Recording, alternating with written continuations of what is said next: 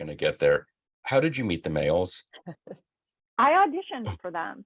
I was in bands my whole life, and I was recommended to them. So in that way, it's not such an interesting story, because basically I was recommended to them and I auditioned. The part that gets interesting is that, I sort of didn't expect that I got that gig. I auditioned for a lot of things in the 90s. You're saying Ron's hard to And read? yeah, exactly.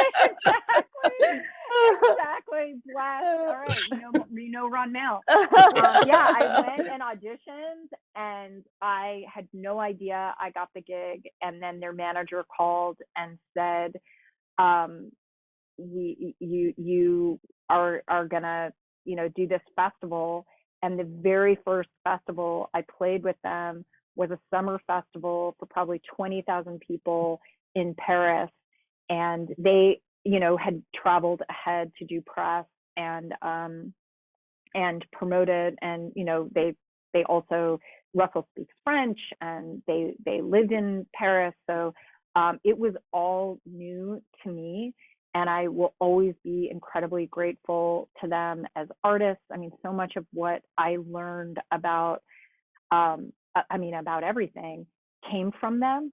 But all of those experiences, traveling with them, seeing the industry through their eyes, dealing with bandmates, how they've navigated the industry, the film that they worked on with Edgar Wright is so aspirational. Okay. And, the legacy and commitment that they have to their art is, I admire it so much, and I'm really, really grateful to them. What are they like as producers? Because I know you played on a bunch of records for them. Were they very hands-off, or is it just... Oh, not at all. No, they produce their own records, and they're competent in every way. They absolutely don't get enough credit for what they bring to production and the ground that they are always breaking. They're also completely insular, and I think that that's the reason that they maybe. I think they're getting their due now, and everyone loves them. And so, I also love them and celebrate them. But I think that part of the reason why it was harder for them to break through is because they are insular. And, they originally worked with amazing producers like Tony Visconti and Giorgio Moroder and so many producers.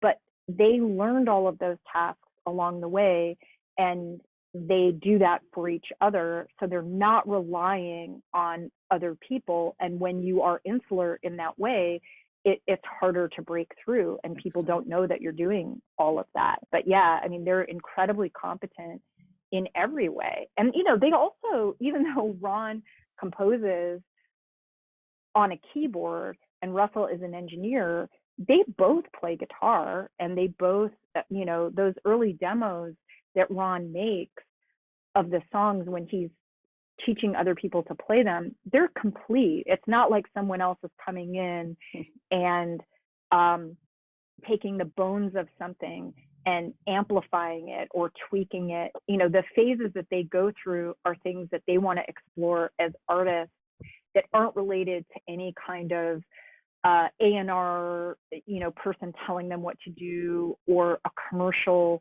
aspiration that they're trying to chase. It's all completely driven by what they want to explore artistically, and that's hugely admirable. So admirable. Awesome. Yeah. In playing drums with them, what's your favorite song every night? Was it like...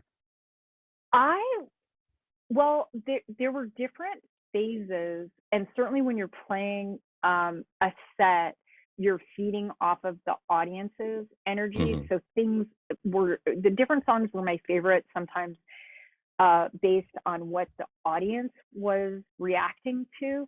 And they have such regional hits. It sort of depended, like, the song When I'm With You, when you play that in Paris, it's almost like a standard. And so the audience gets really excited about that. anywhere in France.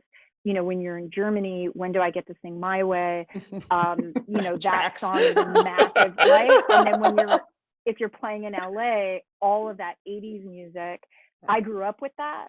And the audience really reacts to it. But I will say, when I had to learn Kimono My House, or the shows that we played in the early aughts, there were a whole series of shows that we did where we played that album from start to finish. I was wondering if you were part of that group. Yeah. No pressure. Yeah, exactly. No pressure. And learning those parts, Dinky Diamond originally played those drum parts. And there is a sort of, I mean, I'm going to totally, how detailed do you want me to get? Do you want me to get really detailed? Yeah. Oh, no, we can do the deep end. We can handle it. Okay. Well, you know how, like, part of what makes Ringo a magical drummer is that he's left-handed playing a right-handed kit. And so a lot of those drum fills that he plays start on the right-hand side of the kit and they go to the left, and there's sort of a loping quality to his drum fills that give it a groove, and they're very idiosyncratic. And what I found, so I was familiar with Kimono My House and I loved all the songs, but it's kind of like an institution, right? It's like when you're a certain age and you hear Led Zeppelin or the Beatles, it's just always existed. And so you never question the parts, and it's just part of the landscape of your life.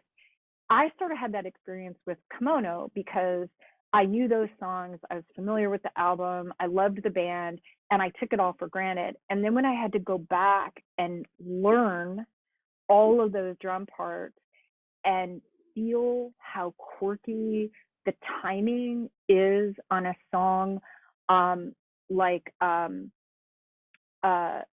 well, there's so many of them, but that entire album from start to finish, like Equator, that particular song has so many idiosyncratic drum moments in it that playing all of that stuff was, I was also, it was super fun. I felt really passionate about it, but also it was another experience, sort of like when I set out to make an album, where there was a moment when I was listening to all that stuff and trying to learn it, where I thought, oh, I can't do this. Like, this is just going to be too hard. And of course, the most satisfying moments in life are when you think you can't do something and then you tackle it and you realize that you did it. And so it was super fun. And when I played, there was one cycle of those songs where I would actually dress up in a kimono and I wore a little wig and like I played them. And so that was really, really fun. You know, very, very much enjoyed that. But my entire time with them was a thrill. I love those guys.